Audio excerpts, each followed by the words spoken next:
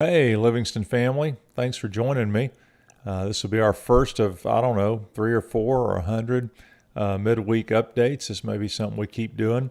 If there's questions you want me to address, email me at dan@livingstonfellowship.com, and I'll try to take those on either on our Facebook Live on Sunday mornings or our Wednesday posts. So would love to do that. Whatever's on your mind, I'd love to address that.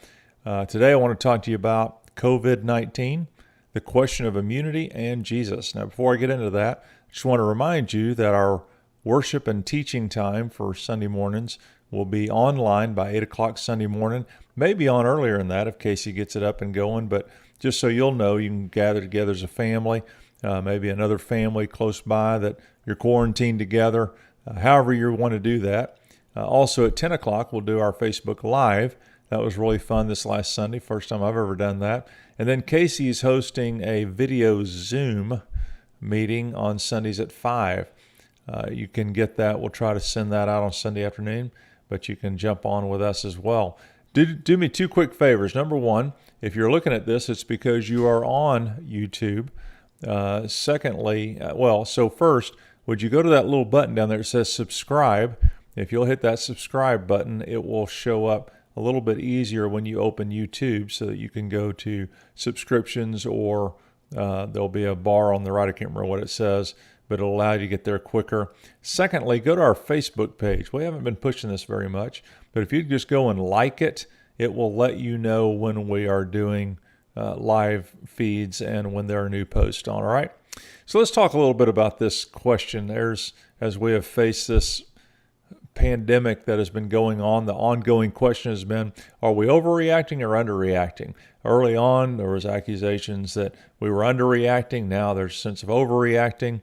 I've been a little bit on the overreacting side, but not so much because I don't think it's serious, just because I've certainly seen us go through a lot worse. We talked about that. I won't repeat that.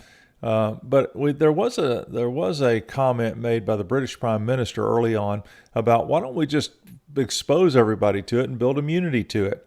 And boy, there was an outcry about that and a real frustration about that. But it got me thinking about, the reality is there is a lot of truth to that. Once you've experienced certain viruses or illnesses, you don't experience them later. You build an immunity. You get almost inoculated. That's an interesting approach to it. Back in 1918, when we had the Spanish flu, and there's nothing racist about this overreaction to the yuan is anti-Chinese. I don't know what's in our president's heart. I don't know what's in people's hearts, but to call it something from its origination is not a racist thing. Don't get sucked down into that black hole. Is there racism? Absolutely. There's some things that need to be confronted, but don't get so sensitive that every little movement makes you crazy. But anyway, when the Spanish flu hit, it was a strain of H1N1, which hit us again 100 years later, 90 years later. About 10 years ago, my wife got H1N1, and it was pretty rough. But instead of killing 50 million like it did way back then, this time it was much, much less. Why? Because our species had been exposed to it. We had experienced it and had built an immunity where, while it was still pretty rough for some people who got it, it was not nearly what it was 90 years ago. So there's a little bit of an argument. Why don't we just get a little bit of it? If everybody gets some of it, it'll help our next generation. That's why we're not seeing it really affect our children or our young people. They've got a stronger immunity system. People with autoimmune issues, pulmonary issues, preconditions, all those things make you susceptible to everything. And so the majority of our deaths are in those high risk categories. Now, I'm not arguing for or against it, but I just remember thinking, wow, that's an interesting approach, because it did address the question of what has been known by sociologists as anti-fragility, that the last 20, 30 years of parenting has resulted in raising kids who don't know how to handle an insult, they don't know how to handle discomfort, they don't know how to handle conflict in a relationship, because we've worked so hard for them not to experience anything negative that we've actually created them to be fragile. And a part of parenting, a part of leading, a part of developing, whether you're on a football team or going into the military or living in the business world, is learning that, man, sometimes it's tough and you just need to grow up, face it, deal with it, get through it, come out on the other side, and you're going to be stronger because you have actually tasted it. If you've never tasted it, if you've never tasted rough times, if you've never experienced difficult challenges, then how in the world are you going to survive when it gets tougher? And so the question of immunity is an interesting one. It's certainly, because of the ferocity of this, I certainly wouldn't propose that. But I do think it's interesting, and I tell my kids I'm not so worried about them getting it, but I am in the double whammy. I've got pulmonary issues and I'm old. I'm in the age group now. And so I certainly don't, I'm not worried about getting it. I'm not worried about facing it, and I probably should be. But bottom line is, I've told them, be responsible enough that if you're not going to protect yourself, then please don't get around people who might be susceptible, because you could be a carrier. But the thing is, if they get it now, they experience it without symptoms, it actually inoculates them. It gives them immunity in the future.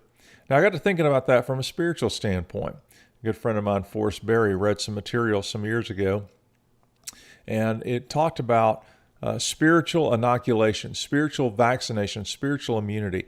And I don't know if you remember growing up, I do, where we'd get these vaccinations and we would stand in line and they would give us these shots. I remember in Wilshire Elementary School walking through a line, and they had this little gun that they put up and it left a little circle on your arm. You may remember that. And that was way back when we walked up uphill in snow both ways to school. And so I remember getting those inoculations. I can remember, and I think it was in the 90s. I can't remember exactly when, but I remember there was a season where when a kid would get chicken pox, all the other friends would bring their kids over to get it over with. Because once you got it, you never had to worry about getting it again. And the younger you got it, the less harsh it was on your body. And if you had chickenpox, I believe it was chickenpox, then that inoculated from shingles later in your life. So people who have not had chickenpox are then susceptible to another disease later. So this whole idea of getting something to protect you, actually, you get enough of the disease not to kill you, but to protect you from getting it later. Well, Forrest was applying that in some material he read about how we do that spiritually. We get just enough Jesus, just enough God, just enough Christianity to where later we're not affected by it anymore. We're not moved by services or sermons or worship. Nothing touches us because we have developed an immunity to it. We have literally been vaccinated. I'm a pretty passionate guy. Wiggle my toes in my sleep, even in my quadriplegia. My toes still move. Not a whole lot moves, but my toes will move. Whatever I do, I'm doing all out. If I'm doing it for righteousness or unrighteousness. I'm a lot like Peter. I don't particularly like that in me, but it's who I am, and I've certainly tried to discipline it. But rather than trying to change that, I've tried to bring that into right relationship with God. But whatever I do, I'm going to do. So I've never really understood this half-hearted, let's kind of do it, let's dip our toe in it, let's see what we think about it. You're either in or out. And I believe that part of it is a gift that God's given me, that I challenge people, look, either do it or don't do it. And I've learned that spiritually in my own journey, that when I'm around people, I don't mind you struggling. I don't mind you having a tough time. I don't even mind if you're running full tilt away from God and you're denying Him and cursing Him, whatever. Look, that doesn't change my desire, because I've known that. I've known what it is to really wrestle with things. Over the years, I've developed some contrarian views about a lot of things, things that I don't feel like I need to write a book on or try but I'm going to go all in. And I think I've seen a lot of people over the years, especially in America, where we can get just enough Jesus that we don't really need Him in any other place. In fact, later on when He tries to move, we go, yeah, I would think that was Him, but I'm not really, it doesn't really matter. Look, one thing I love about our little fellowship, there's a lot of great churches in our area. Man, great preaching. You don't have to come to our church for great teaching or great worship or for great people. That's in a lot of churches in our area. But what does make us distinctive is this. My challenge is not to try to talk you into stuff. My challenge isn't to try to channel you and to solve all your problems with one program after another. It's to do this. It's to challenge you to confront your walk with God in a very personal and direct way, and then decide what you want to do with it. And then as you grow in it, because here's my thing: if you ever really taste Him, if you ever really get Him, you're going to want more. Your passion for truth. Look, I don't even mind if you're doubting. There's things I doubt. There's things I struggle with. I'd get kicked out of a lot of pastors' conferences if people knew the things I dealt with, struggled with, questioned, and wrestled with in my own heart. But here's what I know: the longer I've gone, the more Jesus becomes real to me. The more I appreciate and love and overwhelmed by who He is, and that this God of the universe has sought to redeem creation back to Himself through His Son. And that includes us, which is why I get really excited that if someone, even an atheist or someone that says they don't care, says, but I'm looking, I go, man, if you're looking, God's going to be found. That's one of my favorite verses in Jeremiah 29, where He says, if you seek for me, I will be found by you.